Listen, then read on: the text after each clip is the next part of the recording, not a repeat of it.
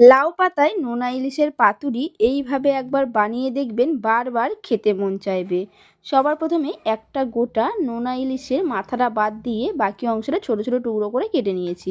তারপর সেটাকে গরম জলে আমি ভিজিয়ে রেখে দিলাম 10 থেকে 15 মিনিটের জন্য। রসুন, পেঁয়াজ, শুকনো লঙ্কা জল দিয়ে একটা পেস্ট করে নিলাম। কতগুলো লাউ পাতা নিয়ে তারপর লাউ পাতার মধ্যে আমি নুন দিয়ে মাখিয়ে রেখে দেবো 10 মিনিটের জন্য। লাউ পাতাগুলো বড় বড় সাইজের নিতে হবে। গরম জলটাকে ফেলে দিয়ে মাছের মধ্যে দিয়ে দিলাম কুচানো পেঁয়াজ, ধনের গুঁড়ো, হলুদ গুঁড়ো, স্বাদমতো নুন আর পেস্ট করে রাখা মশলা। সব কিছু একসাথে মিশিয়ে রেখে দিলাম। এদিকে লাউ পাতা থেকে অনেকটা পরিমাণে জল বেরিয়েছে, জলটাকে চেপে চেপে ফেলে দিলাম। দেখুন কতটা জল বেরিয়েছে। দুটো পাতা পরপর রেখে ওর মধ্যে দিয়ে দিলাম মাখানো নোনা ইলিশ। তারপর সেটাকে ভাঁজ করে নিয়ে একটা একটা করে 4টে আমি করে নিয়েছি। কড়াইতে সর্ষের তেল গরম করে নিয়ে একে একে দিয়ে দিলাম পাতুরিগুলোকে। তারপর ঢাকনা আটকে রেখে দিলাম 5 থেকে 7 মিনিটের জন্য। 7 মিনিট পর একবার উল্টে নিলাম।